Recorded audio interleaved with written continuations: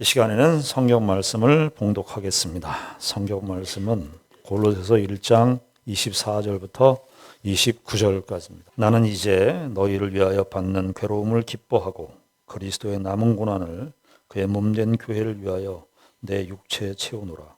내가 교회의 일꾼 된 것은 하나님이 너희를 위하여 내게 주신 직분을 따라 하나님의 말씀을 이루려 함이니라. 이 비밀은 만세와 만대로부터 감춰졌던 것인데 이제는 그의 성도들에게 나타났고 하나님이 그들로 하여금 이 비밀의 영광이 이방인 가운데 얼마나 풍성한지를 알게 하려 하심이라. 이 비밀은 너희 안에 계신 그리스도시니 곧 영광의 소망이니라. 우리가 그를 전파하여 각 사람을 권하고 모든 지혜로 각 사람을 가르치면 각 사람을 그리스도 안에서 완전한 자로 세우려 함이니 이를 위하여 나도 내 속에서 능력으로 역사하시는 이의 역사를 따라 힘을 다하여 수고하노라. 아멘. 통상적으로 고난이라는 말, 이 고난이란 또 혹은 어려움, 또 힘든 것들 이런 말을 우리가 듣고 또 혹은 생각하거나 그러면 일반적으로는 우리 마음에 편안함을 사실은 느끼지 못합니다. 우리의 이 일반적으로 인간이라고 하는 이 본성 자체가 고난이나 어려움을 싫어하고 그래서 되도록이면 또 할 수만 있다면 이런 어려움들이나 고난들은 피하고 싶은 것이 인간의 인지상정이기 때문입니다. 더욱이 요즘과 같이 첨단 과학기술의 이 발달로 인해서 끝간데 없이 편안하고 안락함을 이렇게 추구하는 이 시대 속에서는 이 고난이라는 말은 더더욱 우리에게 참 와닿지 않는 그런 표현이기도 합니다. 최근에 AI 인공지능으로 만든 그 삼성에서 나온 그 냉장고를 이렇게 광고하는 내용을 봤는데 거기에 AI가 이제 냉장고 문까지 다 닫아주고 열어주고 한다는 거 아니에요. 그래서 그 광고를 여러 번 접하면서 냉장고 문까지 뭐 그것까지 해줄 필요 있나? 내가 닫으면 되는데. 그래서 우리가 사는 이 시대의 흐름들이라고 하는 것은 점점 그 어려움, 또 피해라든가 고통이라든가 힘든이라고 하는 이런 것들에 대해서는 아주 본능적으로 기피하는 그런 것들이 우리 현대인들의 이 의식과 삶 속에 이렇게 깊이 뿌리를 내린 그런 상태에 있어서 있기 때문에 조금만이라도 어려움과 불편을 마주하는 일을 만나게 되면은 상당히 취약할 수밖에 없어요. 거기에 대한 내성이 없기 때문에 피한다든지 도망간다든지 아니면 나의 마음의 문을 닫아버린다든지. 그래서 이 어려움이나 이 고난에 대한 이 일들에 대해서 이 세상의 이 흐름들이나 이런 상황들이 우리를 참 우리가 편한 건 좋아하지만 근데 우리의 인생이 우리 마음대로 안 되지 않습니까? 우리가 편안함을 추구하고 안락함을 추구하고 싶은 것이 우리의 생각이지만 그러나 우리의 인생이 우리 마음대로 되지 않는다는 사실을 조금만 인생을 살아봐도 다 아실 거 아니에요. 그럼에도 불구하고 우리는 이 고난과 어려움에 대해서는 아주 근본적으로 피하고 싶은 욕망이 우리에게 적으로 자리하고 있습니다. 그러나 고난에 대한 이런 부정적이고 아주 소극적이고 얄팍한 이런 자세에 비하여 성경은 어떻게 고난을 말하고 있는가? 고난에 대하여 어떤 면에서 아주 적극적으로 기독교 된 것이 그리스도, 우리가 그리스도를 지난주에 골로새서 계속 봤지만 그리스도가 어떤 분이시다 7중 그리스도로 오는 것 같지만 기독교 되면 그리스도가 이 땅에 오셨다는 사실뿐만이 아니라 기독교인의 삶에 있어서 기독교 된 것이 독특하게 그 위치가 있어요. 기독교인들이 예수를 믿고 예수라고 하는 존재의 독특함이 있지만 그 예수 그리스도라고 하는 존재로 말미암아 우리가 연합되어진 그리스도인의 삶에 있어서도 독보적인 독보적인 가치가 존재하게 되는데 그것은 고난과 관련이 있습니다. 오늘 우리가 1장 24절부터 읽었는데 우리가 성경 말씀이니까 아멘으로 읽지만 우리가 참 일반 세상 우리가 사는 이 세상의 삶 속에서는 참 표현하기 어려운 그런 말씀을 만나게 되는 거예요. 24절에 보면은 이렇게 되어 있습니다. 나는 이제 너희를 위하여 받는 괴로움을 기뻐한다. 바울이 골로새서 1장 15절부터 20절까지 그리스도의 7중 그리스도 예수님의 7가지 모습에 대해서 이야기를 했어요. 근데 이제 그리고 나서 그리스도의 7중적인 그리스도를 말하고 난 다음에 자기와 어떤 관계가 있는가, 자기의 삶이 어떤 관계가 있는가를 지금 말하는 거예요. 그리스도를 믿었는데, 그리스도를 고백하는데, 그리스도를 고백하고 그리스도를 인정하는데 자기의 관계에서 변화가 일어나지 않는다면 그 그리스도인입니까? 그리스도께서 우리에게 오셨다고 하는 사실은 우리의 정체성, 우리의 인식, 삶에 대한 태도 이런 모든 것들에 대해서 아주 근본적이고 획기적인 변화가 뒤따라오게 마련이에요. 바울은 지금 그 얘기를 하고 있는 겁니다. 자, 그리스도께서 우리를 위하여 만물의 으뜸이 되시고 창조자가 되시고 보이지 아니하시는 하나님의 형상이고 우리의 죄를 위해서 예수님께서 십자가에 못 박혀 죽으시고 너무너무 감사하고 찬송하고 그런데 그 그리스도와 관련돼서 우리가 어떤 정체성을 가져야 되느냐 그 이야기를 바울 사도가 하는데 제일 먼저 하는 이야기가 뭡니까? 나는 너희를 위하여 받는 괴로움을 기뻐한다는 거예요. 이게 그리스도인의 삶이라 이렇게 얘기하는 거예요.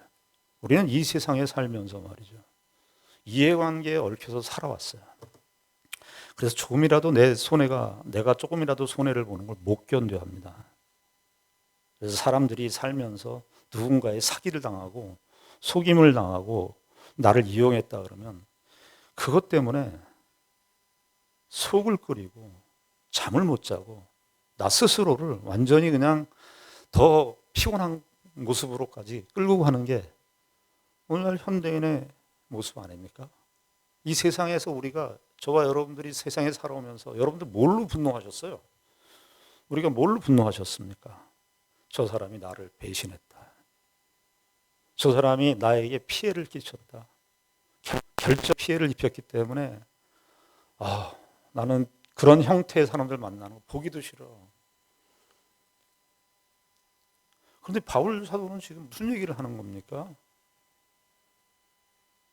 너희를 위하여 받는 괴로움을 어떻게 한다는 거예요? 나는 기뻐한다. 여기 너희를 위하여 받는 괴로움이라고 되어 있지만 이 괴로움을 기뻐한다. 괴로움 속에서 기뻐한다. 사도 바울이 무슨 정신심리학적으로 무슨 마조키스트입니까? 막 맞으면서 막 기쁨을 즐겨. 그런 어떤 이상한 질병을 가지고 있는 정신적인 질병을 갖고 있는 사람입니까? 아주 상식적인 사람입니다. 바울이 그리스도를 만나고 그리스도께서 우리에게 이루어 주신 일을 생각하니까 자기에게 삶에 아주 근본적인 변화가 일어난 거예요. 근본적인 변화가. 그 근본적인 변화는 이웃에 대하여 갖는 생각의 변화예요. 그리스도께서 자신하고의 관계, 그리스도와 자신의 관계가 달라졌는데 그 달라진 관계에 가장 현실적으로 분명하게 바뀐 게 뭐가 있냐면 이웃에 대한 태도가 바뀐 거예요. 어떤 태도까지 바뀐 거예요? 너희를 위하여 받는 괴로움을 기뻐한다는 겁니다. 우리가 교회는 그리스도인들은 그렇게 부름을 받은 거예요. 그리스도인들의 고난에 나는 나는 저 사람 어려운 거 내가 참 내 손해 봐. 우리 계산적인 생각이, 이해관계적인 의식과 생각이 우리에게 항상 먼저 들어와요. 교회 생활을 해도 마찬가지입니다. 참 저는 이 바울 사도가 이 원래 문장의 순서로 보면 나는 기뻐한다. 이게 선언이에요, 일종의. 나는 기뻐한다. 나의 기쁨에 소스가 있다. 너희를 위하여 받는 그 괴로움. 지금 바울 사도는 로마의 감옥에 갇혀 있지 않습니까? 로마의 감옥에 왜 갇혀 있어요? 로마의 감옥에 왜 갇혀 있는 거예요, 바울이? 복음을 전하기 위해서 그런 거 아니에요. 그 이웃을 위해서 받는 괴로움이에요. 근데 그게 기쁘다는 거예요. 기쁘다는 거예요. 저는 이것이 참 우리에게 부담이 되는 말씀이기도 하지만 우리 그리스도인의 삶 속에 정말 근본적으로 형제를 위하여 받는 괴로움을 기뻐할 수 있는 그런 삶으로의 방향 전환, 그런 의식들, 생각들 우리에게 있어야 된다고 생각합니다. 근데 바울 사도는 뭐라고까지 얘기하느냐면요. 24절에 보게 되면 나는 이제 너희를 위하여 받는 괴로움을 기뻐하고 그리스도의 남은 고난을 그의 몸된 교회를 위하여 내 육체에 채운다. 그러니까 고난은 형제를 위하여 받는 괴로움을 기뻐하는 정도가 아니라 내 육체, 이게 몸, 자기의 몸이죠 정말. 그걸 채운다. 오롯이 당한다는. 근데 여기 우리가 좀 생각해 봐야 되는 단어가 뭐냐면 그리스도의 남은 고난이라는 말이에요. 남은 고난. 그리스도의 남은 고난, 그러니까 그리스도께서 고난 받으신 것이 우리가 부활절을 지내고 고난 주간을 지나왔습니다만 그리스도의 이 순환이, 대속적 순환이, 구속적인 이 고난이 부족한 것인가? 이렇게 생각하는데 그게 아니에요. 그런 뜻이 아니고 그리스도의 고난은 충분하고 완전합니다. 그래서 지금 19장에 보면 예수님께서 십자가상에서 이 말씀하시죠. 다 이루었다. 그리스도의 구속적인 고난, 우리의 죄를 위하여, 우리의 진정한 우리의 부활을 위해서 그리스도께서 죽으시고 부활하신 사건은 완전해요. 완전해. 지금 거기에 좀 부족한 것이 있는 것인가? 그런 뜻이 아니라 교회와 관련되어 있는 고난이에요. 자, 그리스도께서 오셔서 우리를 교회로 묶으셨어. 우리가 교회가 됐어요. 그런데 교회는 아직 이 세상에 있어요. 교회는 이 세상에 있기 때문에 교회로서는 예수님 다시 오실 그때까지는 교회는 그리스도의 남은 고난, 어떤 의미에서 그리스도의 몸으로 붙여져 있는 우리 교회인데 이 교회는 고난을 겪을 수밖에 없습니다. 그런 의미에서의 그리스도의 남은 고난이에요. 그리스도의 고난이 남은 고난. 그런데 바울 사도가 이 고난을 기뻐한다, 그리스도의 남은 고난을 내 육체에 채운다, 이런 의식이 가장 근본적인 그 의식의 변화가 어떤 의식의 변화를 가져왔냐 하는 것을 명사적으로 표현한 말이 있어요. 그게 여기 보게 되면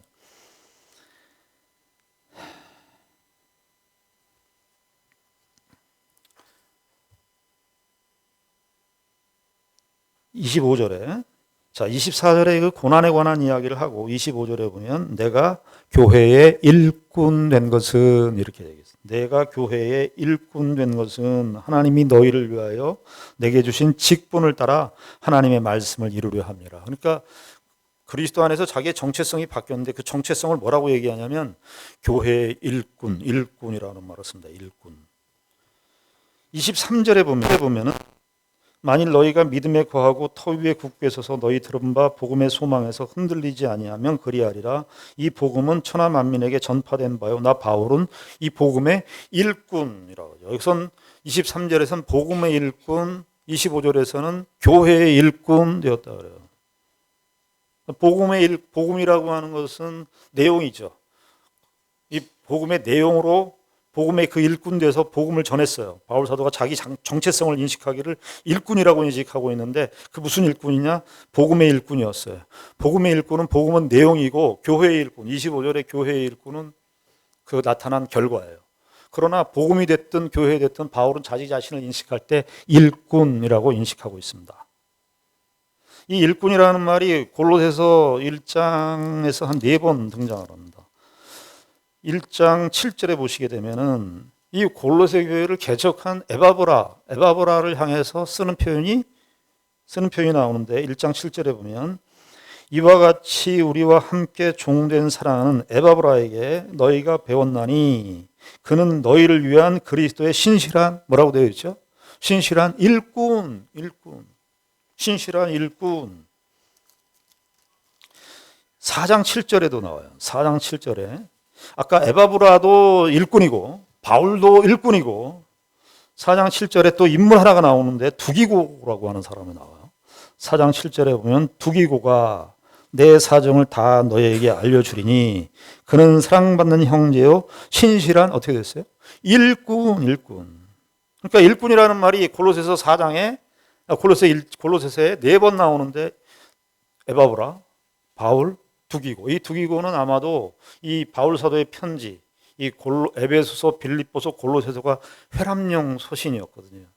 그러니까 그당 에베소, 골로새, 빌립보 그리고 이 교회에 이 편지를 전해주는 이 역할을 맡은 사람이 두기고였던 것으로 보여요.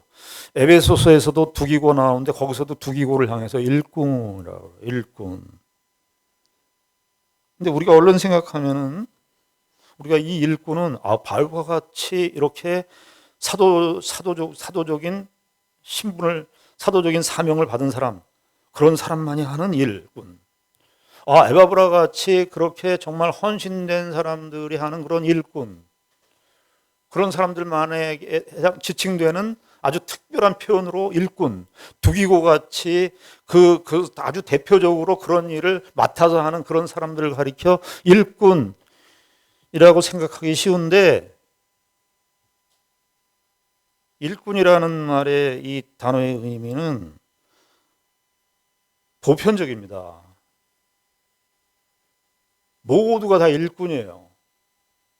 왜냐하면 일꾼이라고 하는 이 말에 해당하는 헬라 말은 디아코노스라는 말인데 이 디아코노스라는 말은 다른 말로 얘기하면 섬기는 자입니다. 섬기는 자. 그러니까 이게 다른 말로 얘기하면은 내가 교회에 섬기는 자가 되었다. 이렇게 합니다. 1장 23절에 내가 복음에 섬기는 자가 되었다. 1장 7절에 에바브라를 향해서 신실한 섬기는 자다. 그런데 이 섬기는 자 디아코노스라는 말을 사실은 제일 먼저 의미를 규정해 주신 분이 계셔요.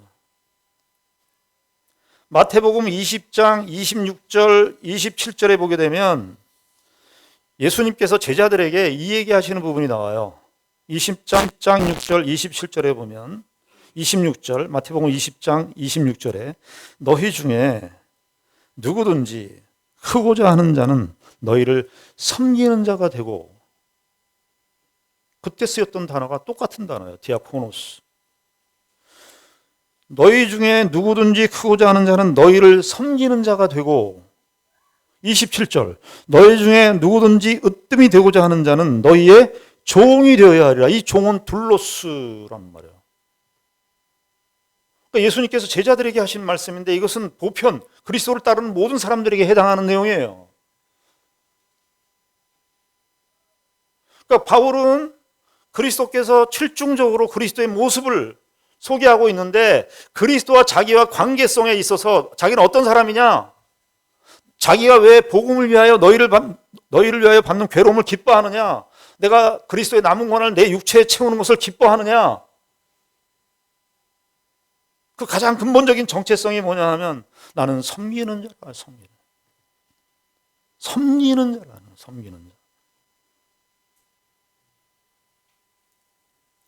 여러분 우리가 1차적으로 생각할 때 우리 교회 안에서 보통 통용하는 말이 뭐냐 하면 교회에서 뭐 열심히 일하는 사람 일꾼이라 이렇게. 저는 이런 일반적인 인식이 고쳐져야 된다고 생각해요. 교회에서 뭔가 두드러지게 일을 하고 열심히 일하는 사람, 그 사람들만 일꾼인가요? 성가대 이렇게 봉사하시는 분들 이분들만 일꾼인가요? 그럼 다른 분들은 구경꾼입니까?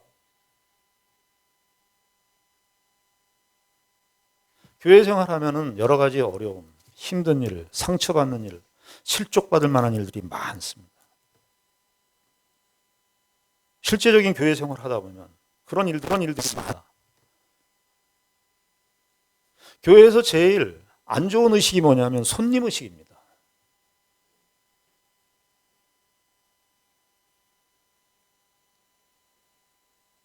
그리스도의 은혜는 좋아요. 그리스도의 은혜, 그리스도께서 나를 구원하셨다는 사실 좋고 그리스도로 말미암아 내가 천국에 간다는 사실 좋아요. 근데 일꾼은 안 해요. 끝까지 관망하는 자세로 살아요. 교회는 오는데 교회의 어려움, 교회의 고통, 교회의 힘든 그것에 대해서는 외면하는 겁니다. 오늘날 이 현대 교회의 교인들이 아까 초반에 말씀드렸지만 얼마나 편안함을 추구하느냐 하면 교회를 선택하는 조건이 주차장이 넓어야 된다는 거예요. 주차장이 넓어야 되고 그리고 각 부서에 알맞는 아주 짜임새 있는 조직이 딱 돼 있어야 된다는 거예요. 교회에 뭘로 오겠다는 겁니까? 일꾼으로 오겠다는 겁니까? 교회에 뭘로 오겠다는 거예요?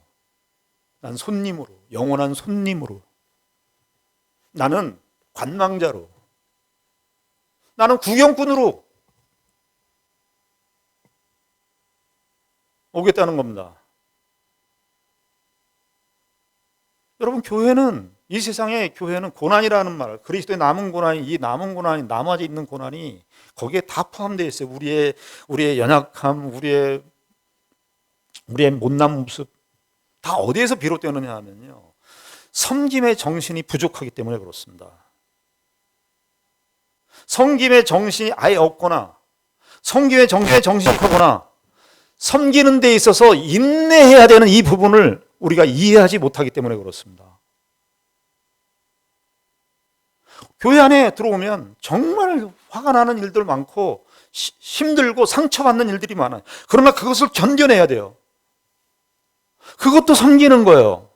내가 이웃을 위해서 구체적으로 뭔가를 해주고 하는 것도 섬기는 거지만 내가 이 교회 안에서 겪는 그런 어려움, 실망, 상처, 날 것들 이런 것들에 대해서 견뎌내는 것. 섬기는 거예요. 오늘날 현대 우리 한국교회의 현실들을 보게 되면 여기서 다 멈춰 있어요. 뭐 다 그렇다고 얘기할 수 없지만 교회 속에 들어갔더니 다 상처받더라. 이제 교회는 난 더 이상 깊이 안 들어갈 거야. 그래서 나는 관망하기로 했어. 그냥 구경꾼으로 있을 거야. 이게 상당 부분 한국 교회에 들어가 있는 보이지 않는 교인들이 갖는 의식 중에 아주 고쳐야 될 폐습 중에 하나입니다. 일을 안 해요. 그래서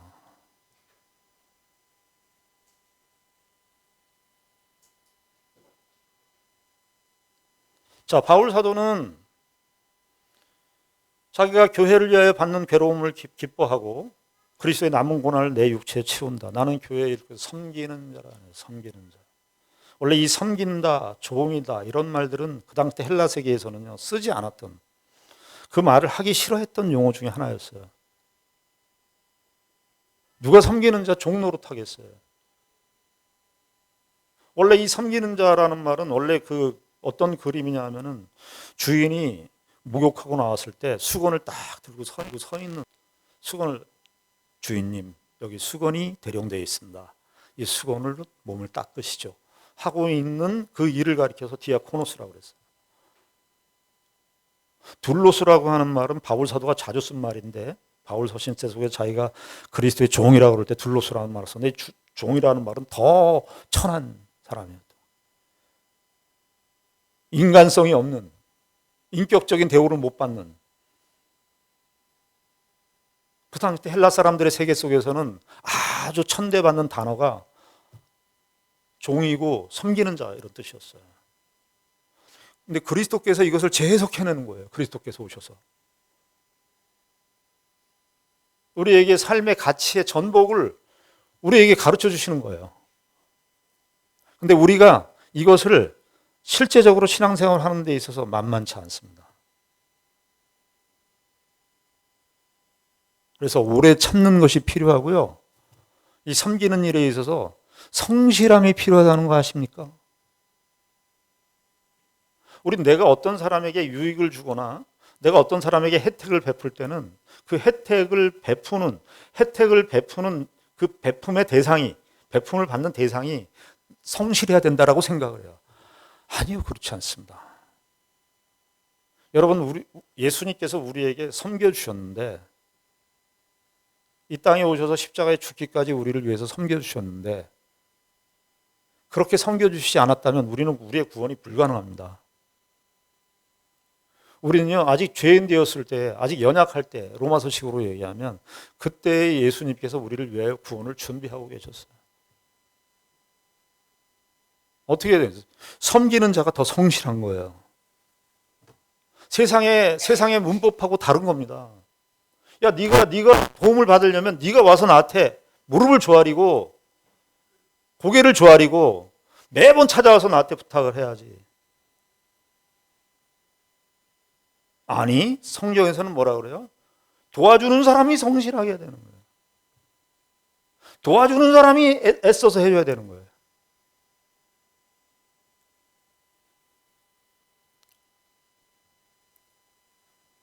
그래서 분별이 필요한 거예요. 지혜가 필요한 거고, 섬기려면 많은 생각을 해야 합니다. 내가 도와줄 건데 뭘 고민을 해?가 아니고 도와줄 거니까 더 고민을 하고 도와줘야 되는 거예요.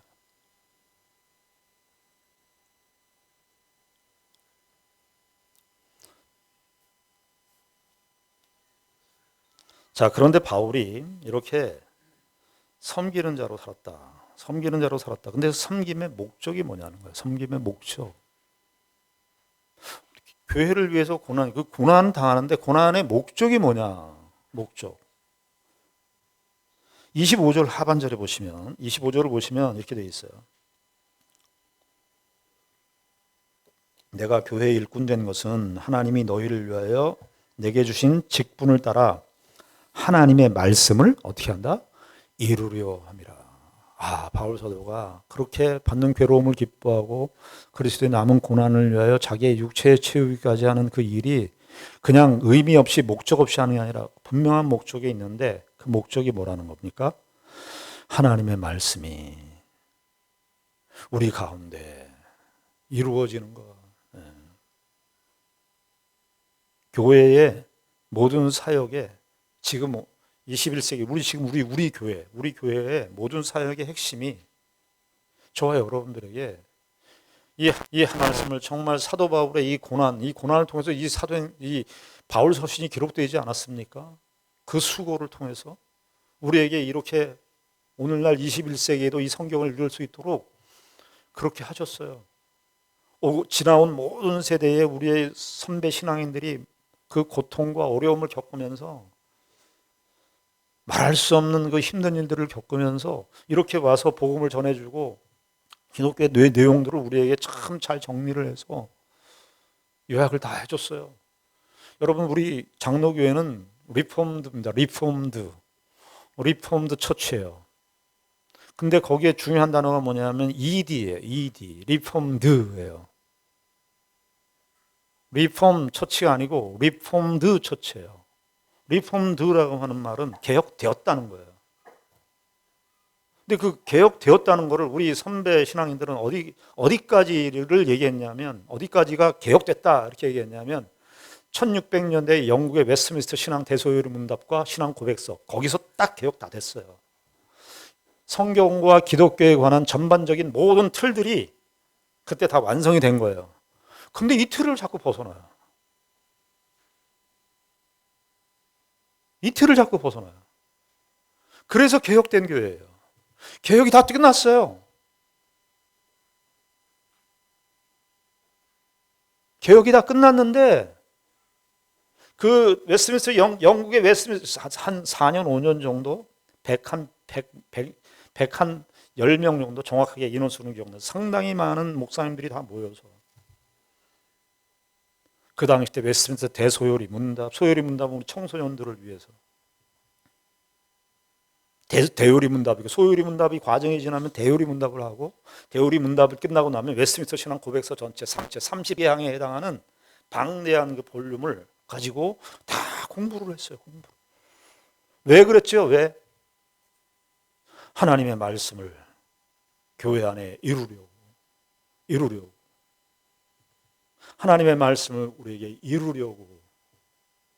근데 이 하나님의 말씀을 이룬다고 하는 것이 우리와 관련돼서는 어떤 식으로 나타나느냐 하면 28절에 보시면 이렇게 되어 있습니다. 우리가 그를 전파하여 그리스도를 전파하여 그를 전파하여 각 사람을 권하고 모든 지혜로 각 사람을 가르치면, 그러니까 에바브라나 바울이나 그 당시 때 1세기 때 그 선교 사역, 복음 사역을 전했던 그 사람들이 다 모든 걸 다 동원해서 가르쳤다는 거. 자신의 삶과 이런 모든 것들을 다 집중해서 가르쳤는데 뭐라고 되어 있냐?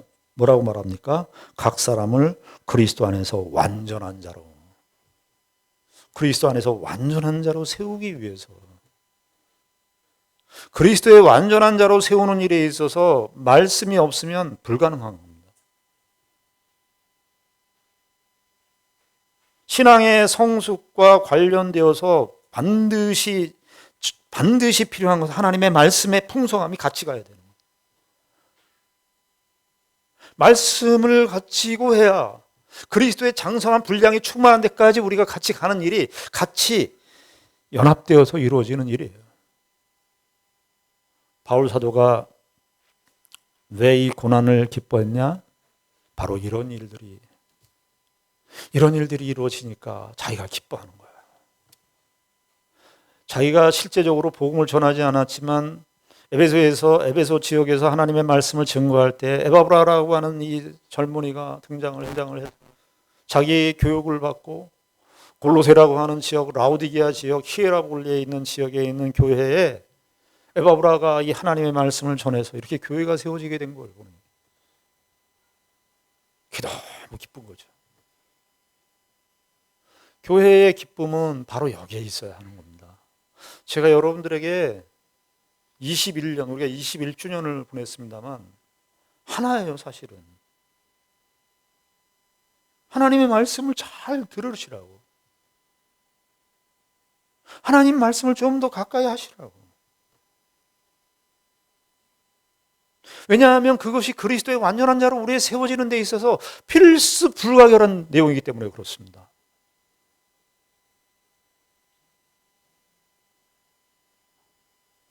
우리가 지금 그 성경 교독을 할 때 시편 119편을 교독하지 않습니까? 성경의 내용 중에 가장 긴 장이에요. 176절까지 되어 있잖아요. 그게 무슨 시입니까? 율법 찬양시예요. 찬양시. 하나님의 율법, 하나님의 계명, 하나님의 규례, 하나님의 율례 등등의 다양한 표현을 사용했지만 하나님의 말씀이죠. 저와 여러분들의 우리 이 교회 생활을 하면서 우리가 힘써야 되는 부분을 이 골로새서 이 편지를 보내는 바울 사도의 이 교훈을 통해서 우리가 다시 한번 그리스도 안에서 우리가 어떤 자인가? 섬기는 자예요. 우리가 섬기는 자인데 섬기는 자가 갖춰야 될 아주 중요한 내용, 하나님의 말씀 우리 가운데 이루어지고 그리스도 안에서 우리가 완전한 자로 세우는 일들, 그 일들을 위해서 힘쓰는 우리 교회, 저와 여러분들이길 바랍니다. 기도하겠습니다. 하나님 아버지 은혜를 감사합니다. 하나님께서 바울 사도를 통하여 우리를 주의 자녀로 부르신 이유, 목적이 무엇인지를 우리에게 말씀하셨습니다. 아버지 하나님, 우리가 이웃에 대하여, 타인에 대하여, 또 우리 성도들, 늘 만나는 성도들에 대하여 우리가 어떤 마음을 가지고 대하는지를 우리의 마음을 살펴보게 하여 주시옵소서. 혹 조그만 상처라는 일 때문에 우리 스스로의 마음을 닫아버리는 것은 아닌지 우리 돌이켜보게 하시고 그 마음을 넘어서서 더 나아가서 형제를 용서하고 형제와 함께 그리스도와 인해 그 사랑을 나누는 일에 우리가 참여할 수 있도록 섬기는 자로 있을 수 있도록 주님 인도하여 주시옵소서. 우리가 더 하나님의 말씀에 청렴하게 하시고 그래서 그리스도의 이 완전한 자로 세워지는 그 일들을 우리 각자가 우리의 인생을 살아가면서 하나님께서 우리에게 갖고 계신 그 가장 고귀한 목적, 그리스도의 장성한 분량이 충만한 데까지 이르는 그 삶을 살아가는 우리 모두가 되게 하여 주시옵소서. 예수님 이름으로 기도드리옵나이다. 아멘.